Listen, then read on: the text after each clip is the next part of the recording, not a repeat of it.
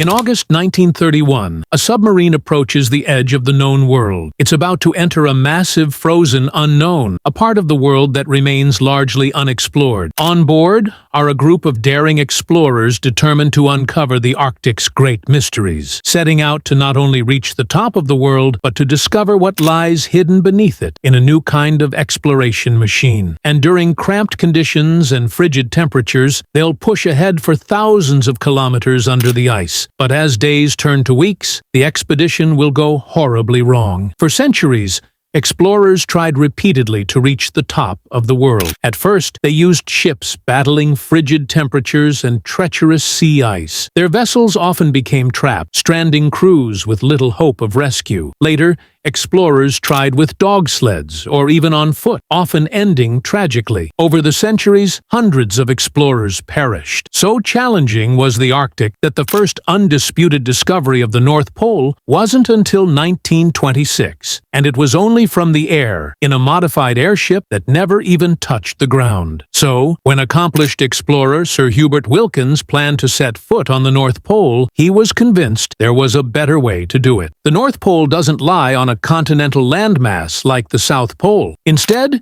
it's located in the middle of the Arctic Ocean, amid waters almost always covered in ice. Wilkins was convinced that a submarine would be the ultimate way to reach the North Pole. And fitted with the latest scientific equipment, it could help solve the Arctic's great mysteries. Wilkins would set off in the summer, first sailing across the Atlantic, then all the way up to the Arctic Circle. From there, his expedition would head west, spanning over 3,000 kilometers. Over 6 weeks, he'd zigzag underneath the ice, emerging from the deep through any openings, before finally ending in Alaska. To fund the expedition, Wilkins put up his own savings and raised money from wherever he could. He lectured day and night, and even wrote a book outlining his ambitious plans. But it still wasn't enough. He'd need serious backing. And one sure way to get it was to turn his scientific pursuit into a media sensation. A voyage under the ice was the kind of thing that would sell out newspapers. So Wilkins made a deal with newspaper magnate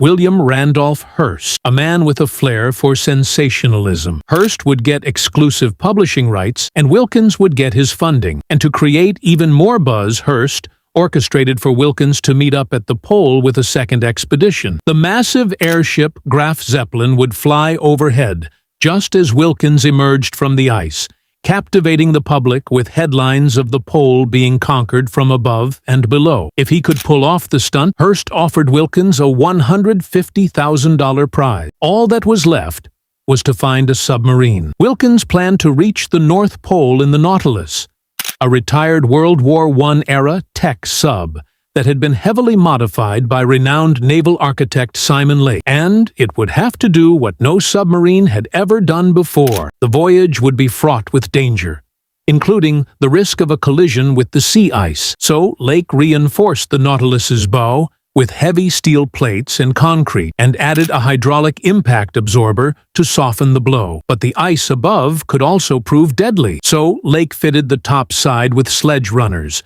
which would allow it to slide along the bottom of the ice, much like a toboggan. A hydraulic retractable guide arm would also keep a safe distance from the hazards above. The Nautilus could be confined under the ice for days at a time, but it would eventually need to surface to take on air and recharge its batteries. A lack of openings in the ice could doom the crew, so Lake innovated a series of drills capable of boring through the ice, allowing the Nautilus's crew to drill through up to 20 feet to reach the surface. In place of the original torpedo tubes, Lake added a pressurized diving chamber where the crew could lower instruments to the ocean floor or conduct dives. In all, Simon Lake made dozens of modifications. Originally built for World War I, the Nautilus would now have to battle Mother Nature. On March 16, 1931, as the expedition prepared to set off, Wilkins put on a face for reporters. But deep down, Wilkins was worried. He feared many of the sub's novel features were unnecessary, even dangerous. He had reservations about the sledge runners, the ice drills, and the shock absorber, which he worried would actually lodge itself into the ice, trapping the Nautilus beneath the surface. Wilkins insisted on installing a photosensitive electrical cell to measure the thickness of the ice above. so he'd know where to surface. But Simon Lake denied the request. The Nautilus was Lake's submarine. He's the one who leased it from the U.S. Navy, and he had the final word on any modifications. Wilkins merely subcharted it for the expedition. There was little he could do but accept the submarine as it was. But the wonder gadgets would cause headaches before the expedition even began, repeatedly forcing the sub back into port for repairs. It was one thing to invent novel features. Trying to retrofit them onto a tired old sub created all kinds of issues. Confirming Wilkins's worst fears, the ice drills didn't even work during testing, and a separate engineering firm was called in to try to figure it all out. The weeks turned into months, and Wilkins was beginning to feel the pressure. If the Nautilus was to meet the Graf Zeppelin at the North Pole, time was of the essence. Otherwise, Wilkins would lose out on Hearst's prize money. By June, Wilkins had had enough.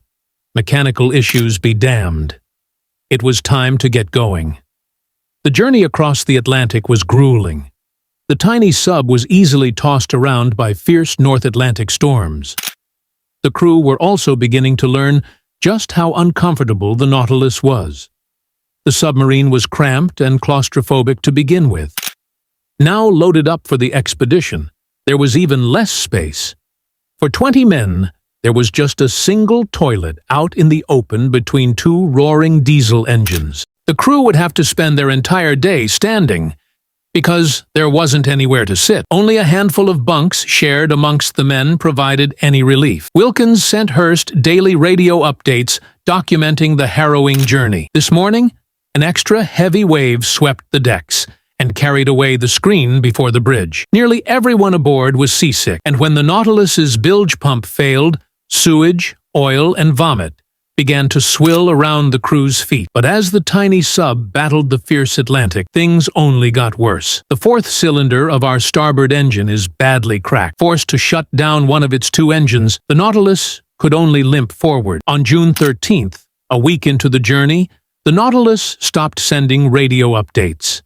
And for several days, no one had any idea about the fate of the sub and its crew. On June 15th, the battleship Wyoming found the Nautilus drifting aimlessly about 1,000 kilometers northeast of the Azores. Both engines had failed, and the batteries were dead. Wilkins would now face the humiliation of having his sub towed the rest of the way across the Atlantic. Worse still, 4 crew members quit, and the Nautilus once again needed major repairs. They would take weeks for replacement parts to arrive from the United States. It meant there was no longer enough time to catch up with the Graf Zeppelin, and in a stunning blow, Wilkins could no longer claim her first's prize money. The media also turned against him, running headlines that openly mocked his expedition. Wilkins was under mounting pressure.